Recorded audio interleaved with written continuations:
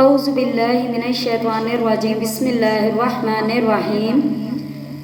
سورہ محمد مدنیہ۔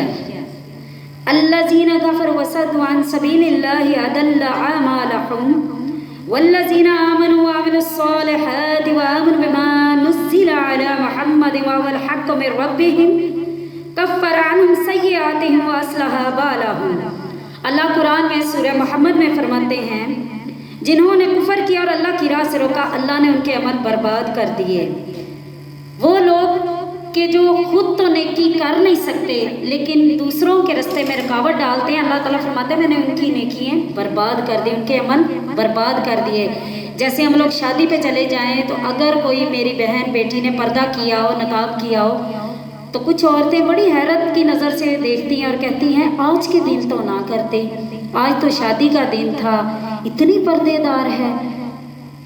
تو جو لوگ خود نیکی کا کام کر نہیں سکتے لیکن دوسروں کے راستے میں رکاوٹ ڈالتے ہیں، کائنڈلی قرآن کو ترجمے سے پڑھیں، قرآن کو ترجمے سے پڑھیں اور قرآن کو سمجھیں کہ خود تو آپ نیکی کر نہیں سکتے تو دوسروں کے رستوں میں رکاوٹ تو نہ ڈالیں۔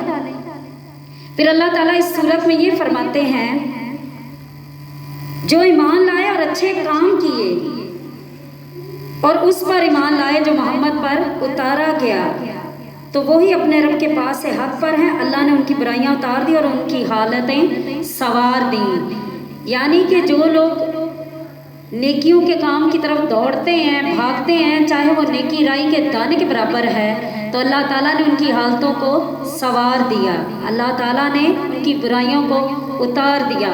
ہمارے معاشرے میں کیا چیز ہے کہ جو خود کر رہے ہیں وہ نہیں دیکھنا، جو اگلا کر رہا ہے نا اس کی طرف یوں کر کے کہ تم ایسے ہو، تم نے یہ کیا، جو 3 انگلیاں اپنی طرف ہوتی ہیں نا، فنگرز، وہ کوئی نہیں دیکھتا، وہ فلاں ایسا ہے، وہ پردہ نہیں کر رہی، وہ تو ایسی ہے، وہ ویسی ہے، اس کا کیا معاملہ اللہ کے ساتھ ہے یہ تم کیسے جانتے ہو؟ تمہیں تو خود کا پتہ نہیں ہے، تمہیں تو یہ بھی پتہ نہیں ہے کہ جو نماز تم نے ادا کی ہے تمہاری نماز بھی قبول ہوئی ہے کہ نہیں، ٹھیک ہے؟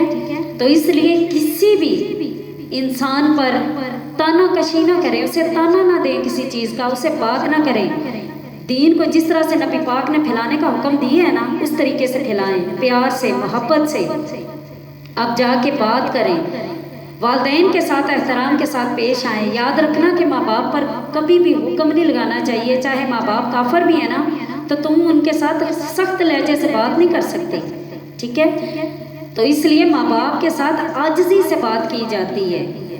تو جو دوسرے لوگ ہیں جن کو آپ نے دین پہنچانا ہے وہ تو پھر بڑے پرلے درجے کے بن جاتے ہیں نا، ان کے ساتھ تو پھر آپ نے ماں باپ سے بھی زیادہ بڑھ کے احترام کے ساتھ بات کریں گے تو دین ان کے دل تک پہنچے گا۔